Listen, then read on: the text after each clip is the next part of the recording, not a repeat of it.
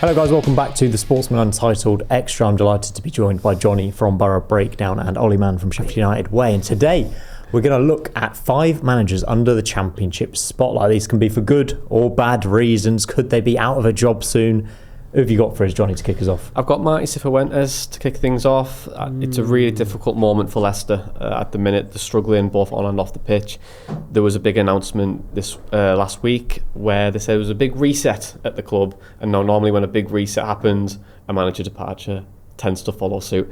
It hasn't been going well for them, and I know the fans are starting to turn. So it's a very difficult moment for him at the moment. But the question I do have is, can they actually afford to sack him, given that money can be quite tight at the moment? And also a points deduction, we keep saying it's potentially on the horizon, which could drop him down the table. I think fans have been saying the football's really boring at Leicester, which is never a good tag for a manager to have, is it? No, it's exactly what you don't want. But I think, you know, they also said the same thing about Maresca. So, it's not like it's different, shall we say, in terms of what happens at Leicester. Maybe Leicester fans just don't like football. It's possible. It's definitely possible in terms of how that looks. But I think for me, Cifuentes, obviously, if you'd have asked me a month ago, I thought, well, they're doing all right in and around the playoffs. They'd been the best of the relegated teams to start the season. It really felt as though there was a positivity around them. Whenever we talk to Leicester fans around our podcast, they always say to us, actually, no, we're feeling pretty confident. We're probably going to get automatic promotion. That's changed over the last month. I think they really, really needed that win against Norwich. I think had they not got the win against Norwich, if it stayed 1-1 and they'd not scored with the last kick of the game, I think we may already be looking at an opening that's come up there, because there was a real feeling of that sort of turn. I think it'll be interesting how they do, because I don't think there's much time left in terms of what Cifuentes might get. I think the points deduction, hopefully, is incoming for me, because obviously United need teams to finish above. But it'll be interesting to see how that plays out and what it means for Cifuentes. I think Johnny makes a great point, though, about the payoff and maybe what that means. He's got a lot of exciting attacking players in that team, and it doesn't seem like he's getting the best out of them right now. Who else have you got on your list, Ollie?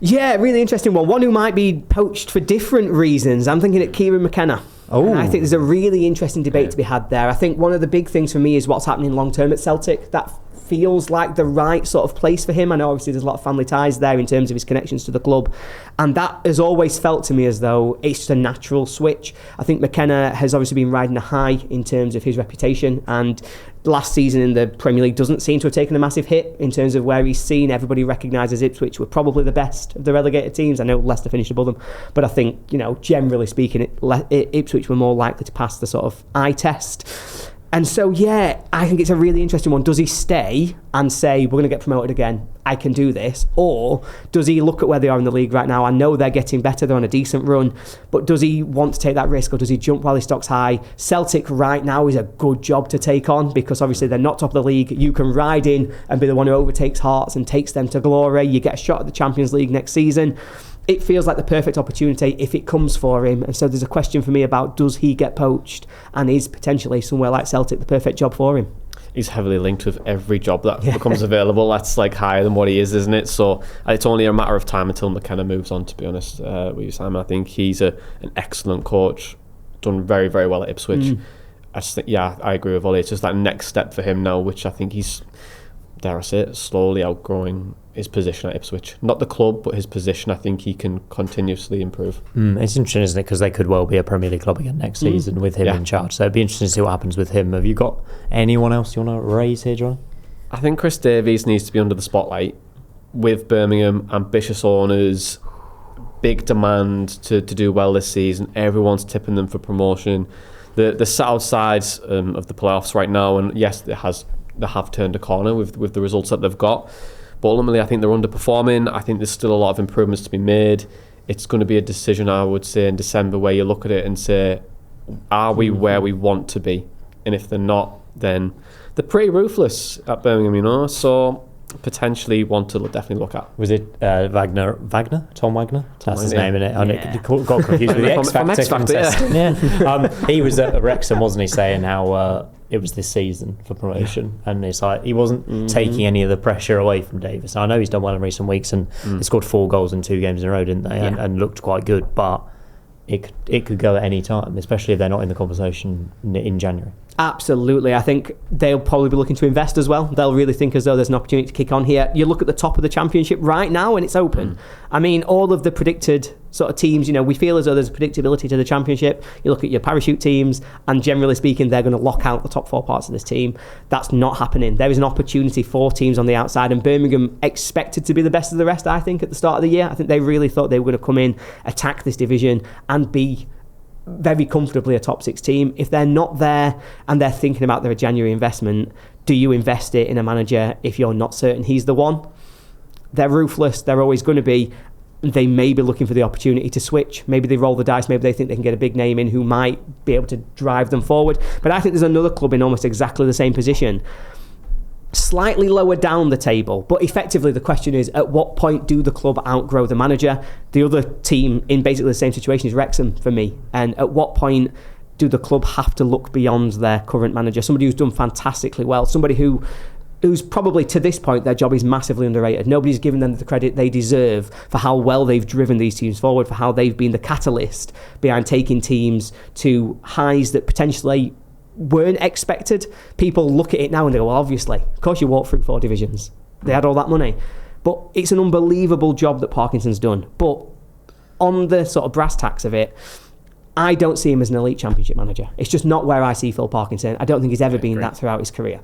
I don't think he's the man who's going to take Wrexham and be the catalyst to take them to the Premier League now. I think he has taken them as far as he can, and he should forever be a club legend. Maybe there's great opportunities for him on the back of the media that comes with being Wrexham manager, but at some point their owners are going to realise they need to switch to move forward. They need to change to progress. I think Birmingham and Wrexham both in the same position around that.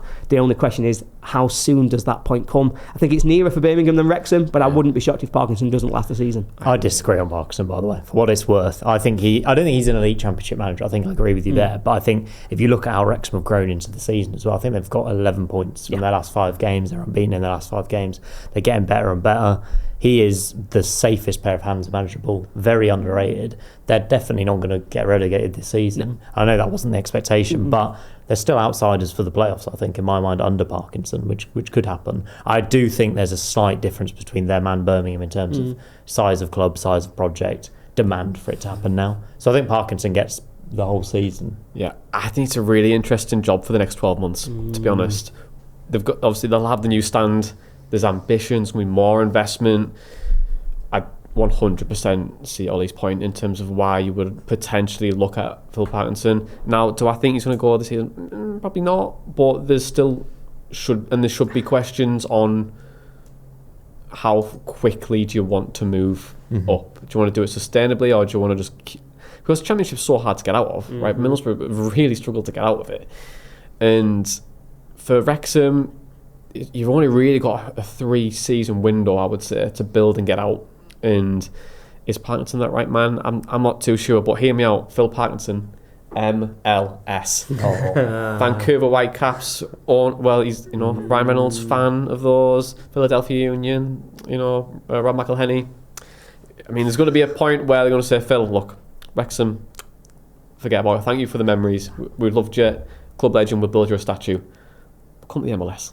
Come to the MLS. I love that as a shout. What a way to retire, What a great thing. Any more names we should be looking at? Any more on the list? Yeah, I want to chat about Ryan Mason, actually. I think West Brom in a really difficult moment at the minute, and the ambition with Ryan Mason was to come in, build this year and get into the playoffs. And ultimately, I don't think they will get into the playoffs this year, but it's one of those roles where you can sense the fans starting to turn.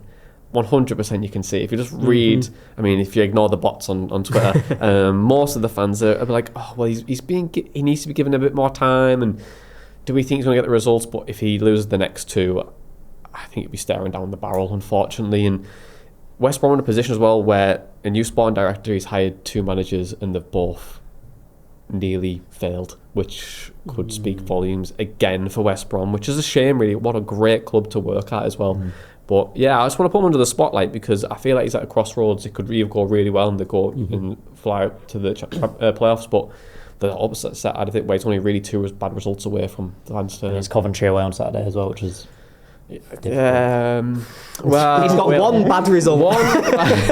Give him three games. We'll see if the fans turn on that one. You agree with that, Ollie? Yeah, I do. And I think I feel quite sorry for Ryan Mason. I thought he started this season really impressively. You know, the first time he'd come in as a proper number one, he was getting his opportunity to stamp his authority on this team. And I felt as though they had a really good start to the season. And I think at that point, I'd never thought we'd be having this conversation. I thought we were looking at a young manager really ready to kick on. But I think he's another victim of a weak Championship. I think if you put West Brom in exactly the same position, but you make the top four Ipswich, Southampton, United and Leicester, then everyone goes, yeah, all right, you know, we're in and around there, we're trying to make this discussion. But suddenly you change that top four, you're looking at Stoke, you're looking at Millwall, and suddenly West Brom fans are saying, wait a minute, how have they leapfrogged us? Why are they the teams that are there and not us? And I think that expectation of who the best teams in this division were going to be is really hurting people like Ryan Mason, who I think is doing a steady job, but not an exceptional one. He's been hurt by everybody else performing above their station. And so I think it's really interesting for me. I feel for him, but I do think, I think he's not got long left, albeit that he got obviously a really good result last game before the international break, beating Oxford,